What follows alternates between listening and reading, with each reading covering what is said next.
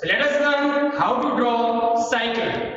So example number 1. Draw a locus of a point on the periphery of the circle which rolls on a straight line path. Take the circle diameter as 50 mm. Here our circle rolls on a straight line without slipping, and if we try to trace the point on the periphery of the circle or throughout its rotation for one revolution, we'll be having one curve generated which is known as a cycloid. So now let us start constructing the cycloid first. So what we need to do is we need to construct one circle and one straight line path. Let us think if we are having one circle rolling over a straight line for one complete revolution, that means it will total cover the distance equal to the circumference of a circle. So that means we would be having the straight line path as the length of the circumference of the circle. So we will be having one circle with the given diameter, and we will be constructing the straight line with taking the distance exactly equal to the circumference of this given circle. So let us construct first the circle. So we will be drawing the circle with the given diameter. The diameter is 50 mm. We will be having the radius as exactly equal to 25 mm. Then after we should draw this straight line exactly equal to the circumference of the circle. So you can find out it by pi d, and you will be placing pi multiplied by d means the diameter which is 50. So you will be having certain length. Then after you can use another equation which is known as 2 pi r. So you need to put here the value of radius, and you will be having the distance of this straight line which is the exact distance of your circumference of the circle. Then after what we need to do? So we know that the circle has to rotate on the clockwise direction in order to travel onto the straight line. So rotation direction would be the clockwise, as you can see. Then after we should divide this circle into 8 number of equal parts. So if you don't know how to divide the circle into 8 number of equal parts, try to observe and follow my previous lectures on your geometric construction, and you would know how to divide the circle into 8 number of equal parts. So here we have divided the circle into 8 number of equal parts. Now let us give the numbering to this circle. So the circle is touching to the straight line, and this point is known as the initial point. So we will start numbering from that point onwards. So that point is denoted by 0 point. And then after we will be giving numbering in clockwise pattern because the circle is rotating in clockwise. So let us give numbering 1, 2, 3, 4, 5, 6 and 7.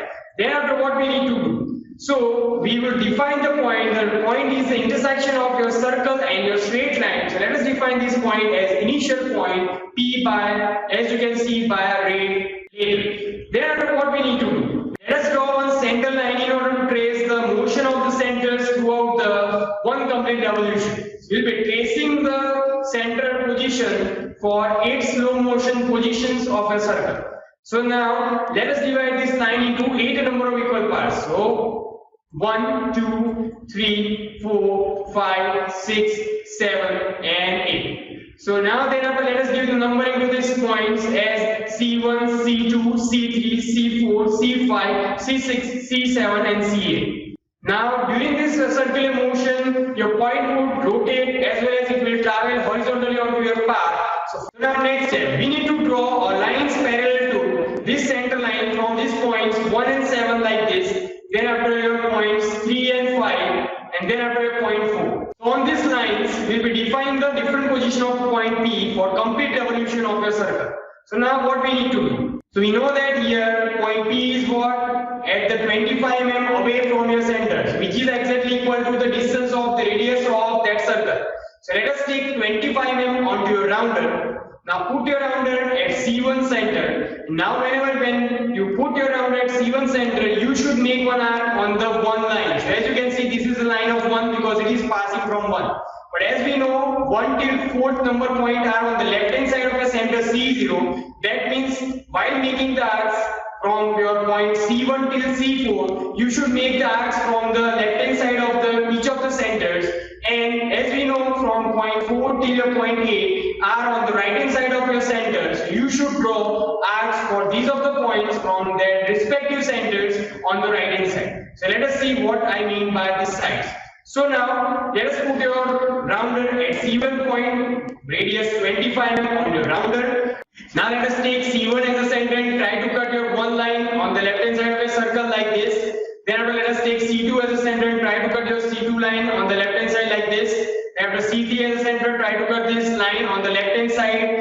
now finally C4 point. So we know that the 4 point lies on the top of your circle, so you should be drawing your arc like in the upward direction. Thereafter, from your C5 point, now from C5 till C8 points would be the arcs on the right hand side of the center point. So let us draw C5 arc on the phi line on the rightward direction. Then from the C6 you should draw the arc on the rightward direction. From C7 you should draw arc on the rightward direction, and from C8 you will be having a vertical arc like this. Then after, what we should do? We should highlight each of the points in order to make the curve. So let us highlight these points which we have got by intersecting these lines. So these are the points which we have got. So now after getting this point, you should simply connect these points by a dark line, and this will give us a curve which is nothing but known as your cycle. So let us give these points naming as P1, P2, P3, P4, P5, P6, P7 and P8. Then after, let us connect these points and complete this curve. So we are joining this curve by a dark line. This is nothing but what? Your required cycle.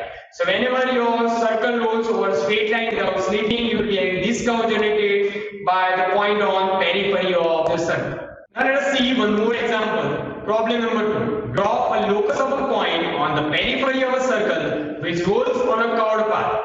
Take the diameter of a rolling circle 50 mm and radius of a directing circle or a curved path 70 mm. So now what we should do? So what is given? So here it is said that your circle rolls over a curved path. That means your circle is rolling over another curvature path. That means circle is rolling around the circle. That means this is a case of epicycloid. So in which we must have two radiuses given or two diameters given. So in our case, two radiuses are given, which is first the 50 mm radius of a smaller circle which rolls over a curved path of radius 75 mm. So let us start constructing first the larger radius first. Now let us first define the center point O and let us find out the radius R, which is 75 mm. So let us take 75 mm onto your rounder and let us construct one arbitrary length of your curvature path of 75 mm radius. So this is known as a directing circle onto which there will be one rolling circle rolling in order to generate your path. So this directing circle will direct the motion of that rolling circle. So let us draw another circle which is known as your rolling circle. So this is a smaller radius circle. This radius would be 25 mm because the diameter is given as 50 mm. So you should draw this circle with the 25 mm as a radius. This circle will roll over this curved path, and that's why this is known as a rolling circle or a generating circle. Generating circle, why? Because this will try to generate the curve onto this path. Then after, what we need to do? We need to just define the rotational motion or the rotational direction. So we need to rotate into clockwise direction in order to travel onto this curvature path. So we'll be having this circle rotated into clockwise direction.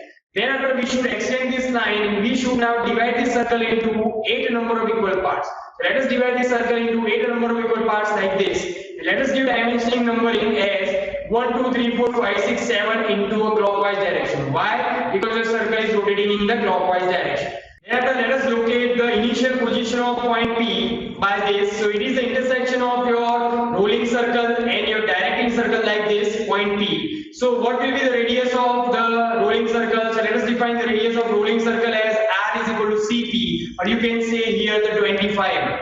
Thereafter, what we need to do? We need to put your rounder at point O and take the radius equal to point O T point 4 and draw one arc, and this will give you one arc. So this is the angle generated by the rotation of your circle for one complete revolution. So here, when the circle tries to revolve for one complete revolution, the total distance traveled on the curved path would be like this.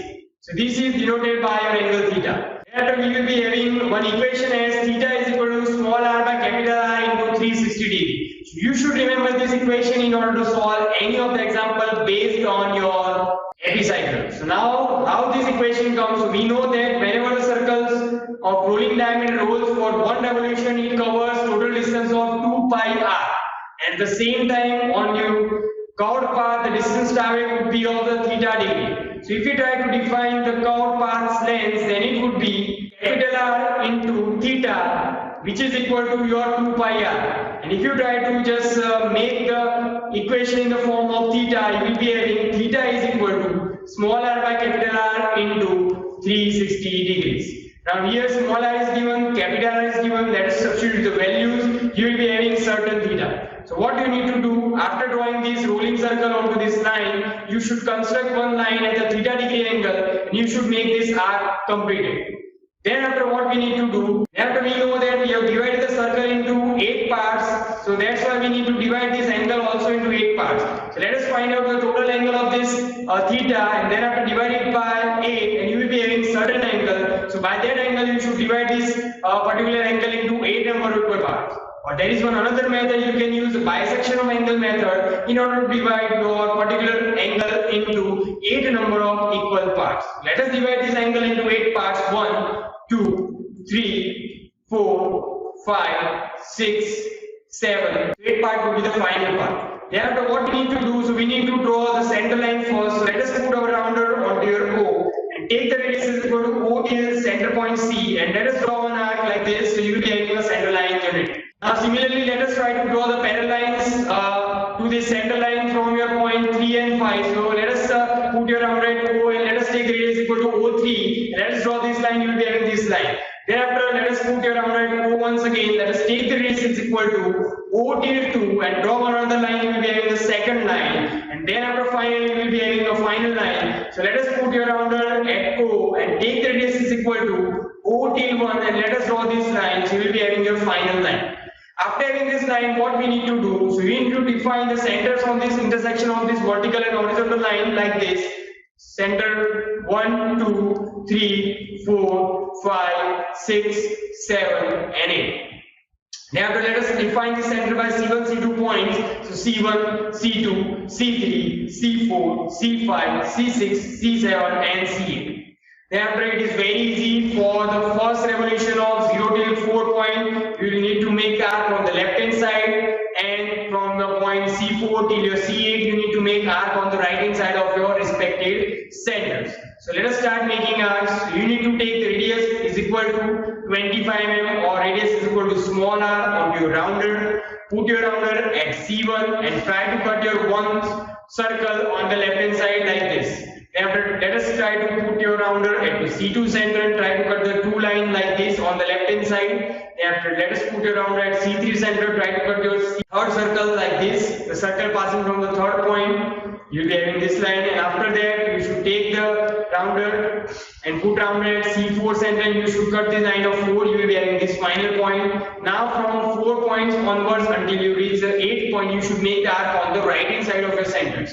So take the same 25 mm, put your rounder at C5 center, try to cut the 5 line, C6 center, try to cut the 6th line, C7 center, try to cut the 7th line, and C8 center, try to cut the 8th line, which is the curve itself. Then after, we should identify the points like this. So you should identify the points, and after identifying the point, you should join this point by a dark line, smooth line. You will be having one curve generated. This is known as your epicycle. So whenever any circle rolls around any another circle or curved path, the path traced out by the point is known as an epicycle. Right? So now let us move to our next curve. Problem 3. Draw locus of a point on the periphery of the circle which rolls from the inside of the curved path. Take the diameter of rolling circle as 50 mm and radius of directing circle curved path as 75.